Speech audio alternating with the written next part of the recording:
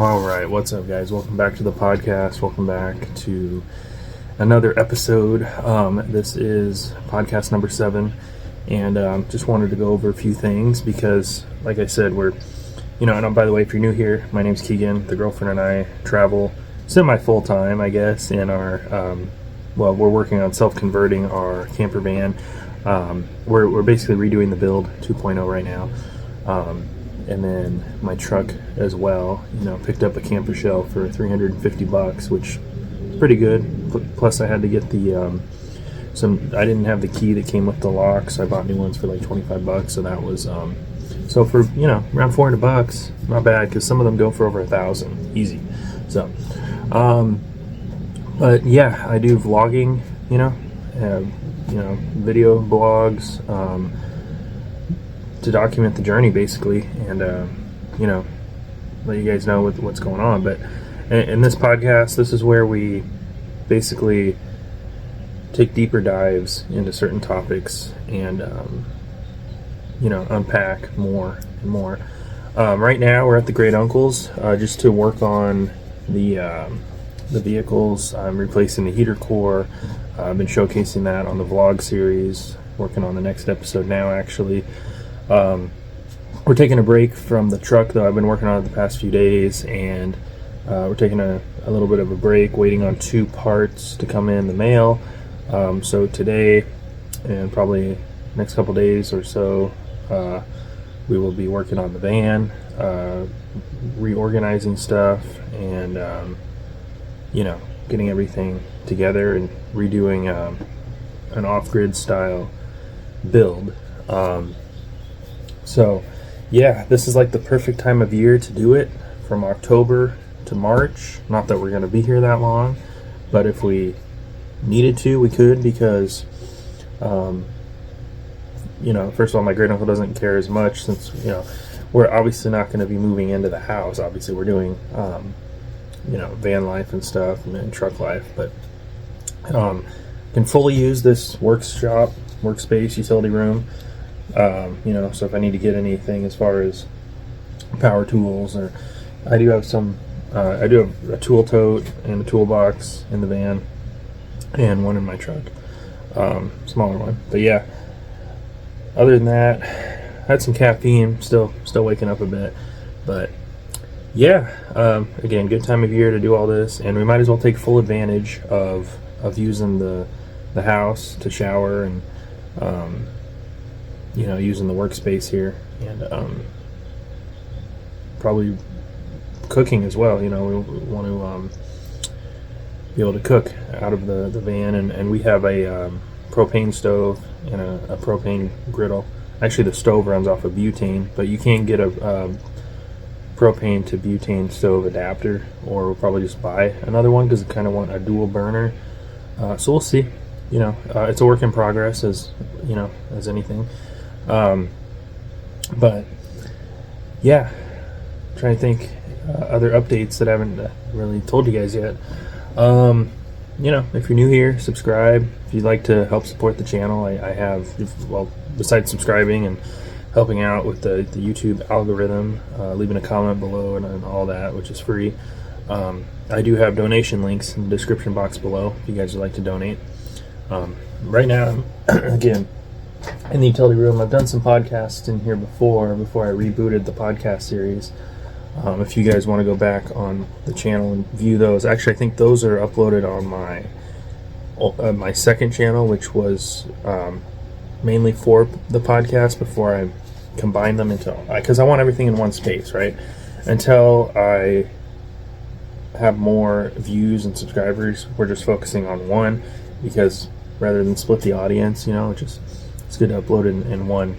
That'll help out as far as consistency, and just having one channel to upload. The other one's still up, though, if you guys want to check out the archives. But yeah, as far as the vlogs, I mainly do those obviously for views and subscribers and watch time and all that, and for you guys, but also for myself, so I can go back and look at the journey, see where I started, how far I've come, how much progress and results the girlfriend and I both made. And by the way, today is day number 298 of freedom and post-liberation. So, you know, everyone starts somewhere, and, you know, we've definitely made lots of progress. Might even go grab a steak or something on day 300. And, of course, day 365 will be 1 year, which happens to fall on the winter solstice. So that's pretty cool. Last year, my friends had a mini party, get together or whatever, for winter solstice. So we might do that. The girlfriend and I probably go over there and hang out. And then, other than that, I'll showcase as we do more of the van build and stuff as we go along. Mechanically, no issues, obviously, because, you know, we've had the engine rebuilt after I got the van, which was, and again, I've said the story before on the channel, but got the van in August of 24, and then got it rebuilt in December, and then left on December 21st. Didn't take them too long to rebuild it. The Chevy 5.7 engine is an easy engine to rebuild. I mean, relatively speaking, if you're a mechanic, it's easy to rebuild. I could do it if I obviously put my mind to it, and it's not super technical. It's not like these newer vehicles or certain makes and models where it's more of a surgical thing where you gotta, you know, it's just inherently how it is. Some engines are easier to rebuild than others. I forget exactly how long it took them, but I don't even know, a couple weeks, 3 maybe at the most. I don't remember exactly. Obviously, you gotta send the heads to get machined and stuff at the machine shop. Now, comparing that to, let's say, my truck's engine, which is the 4.6 liter V8, 2 valve, because the 3 valve was on the newer trucks. And obviously, the Coyote 5.0 came out in 2011. And they also use that in the Mustang, but it's tuned differently. Obviously, in the truck, it's tuned for towing and stuff. But the 6.7 is good too. That's in the F250s and up for towing and stuff. But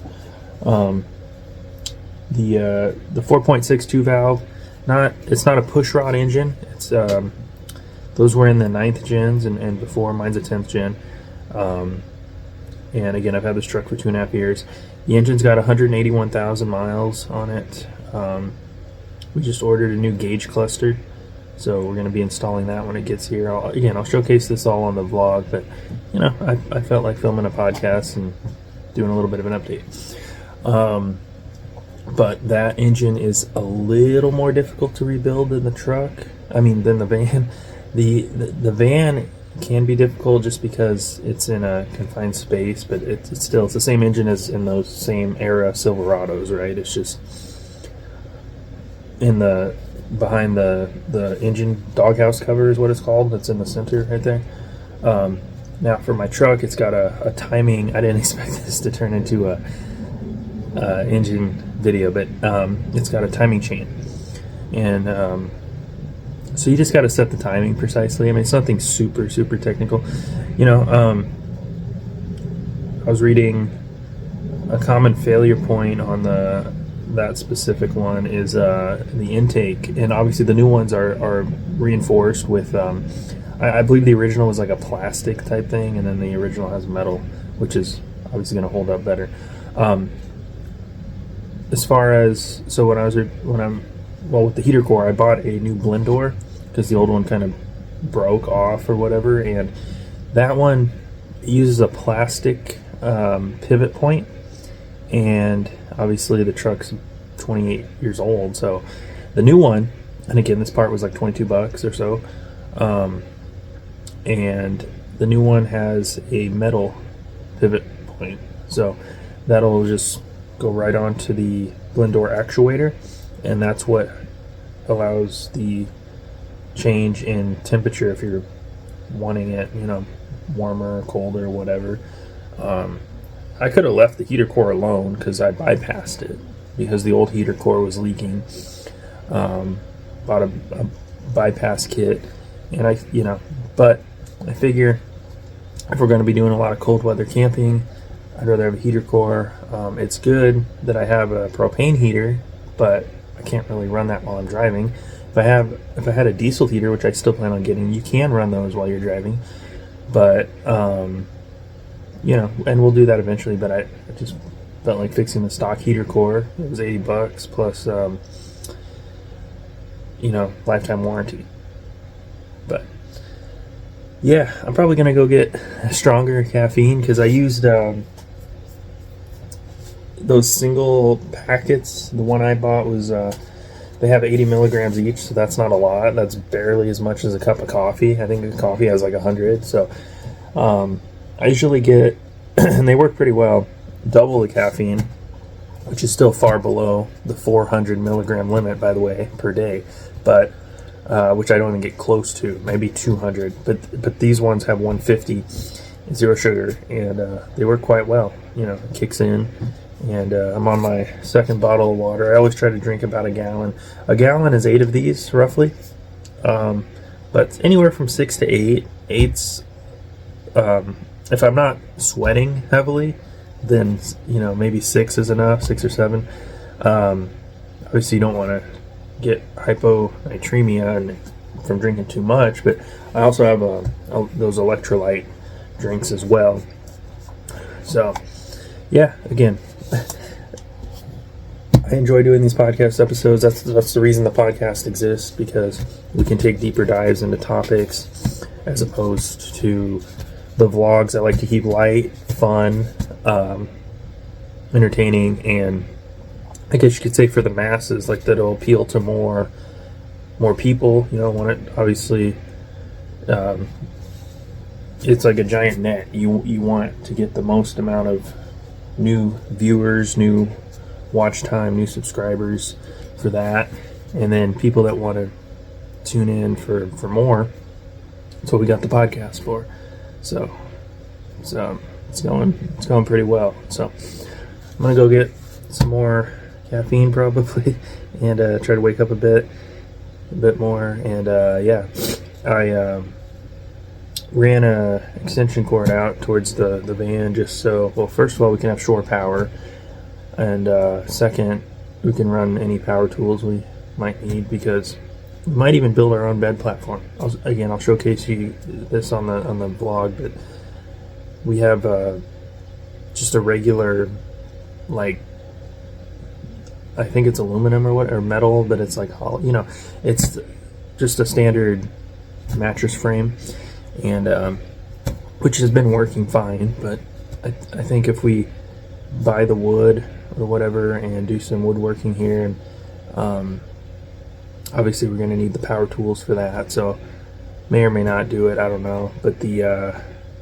you need a circular saw, table saw, whatever, all this different stuff to get precise cuts and everything. And I've watched plenty of DIY build videos. I mean, they're pretty cool. People customizing and doing their own builds. If you're not going to buy a turnkey ready build, it's definitely good to know this stuff. Just like when you have used cars or whatever. And me personally, I mean, I do enjoy working on cars to an extent. So that's good news, So obviously, if it's something that's relatively not too difficult to do, and here I am changing out a heater core, but we're getting there. What I really need to do is I got to cut those aluminum tubes out so you can actually pull the heater core out. I got to get one of the fittings off too. It didn't come off. It's like plastic though. I can probably melt it with the hot knife that I bought. I've seen where people will cut those with a circular saw or whatever, or I can just cut it out in pieces. Honestly, the heater core, I think, is like aluminum. It's thin metal, so yeah. And then obviously the new one will fit right in. We'll install it. I did and then we'll install the blend door. I did a coolant flush. I think it needed it. I don't honestly remember the last time I did a coolant flush. But yeah, it's running great after that. We drove it, 4 hours the other day and everything, and over 4 hours, and it's running good. It was raining these past few days. These mosquitoes have been like biting my legs and everything. I bought some mosquito spray, so that helped a little, but still, they're like, I swear these mosquitoes are on steroids, man. I had bites like mainly on my legs. I had a couple on my arms, not really, like one or two, But my legs, man, they were just like my ankles, they'd bite through the socks. Just, I've never had mosquito bites that bad in my life. Like maybe one or two here and there, but like, I don't know if it's, I don't think it's my blood type. I read type O, which I don't think I have. I actually don't know what it is. But type O is the type that they're more attracted to. And I think I read somewhere it also depends on your scent or your, if you eat specific foods or something. I don't know. Might look into that, but mainly due to the humidity, I think, out here with obviously it's a dry heat, but like we got significant rainfall the past few days. It's finally drier now, but yeah, man. Other than that, I think I'm gonna wrap up this podcast here. I will see you guys in the next vlog, probably vlog number 8, or sorry, vlog number 3. We're on podcast number 8, and yeah, it's still early. It's I don't have a clock in here, but yeah. But I think that's it for now. I will see you guys in the next one. Keep tuning in, and yeah, appreciate all the support so far. You know, the girlfriend and I are just getting started. We're, you know, about 300 days into the journey here, and it's going good. Just got to keep stacking those compounding wins, making incremental progress each day, and making it happen. So that being said, I will see you guys in the next video. Keep on trucking.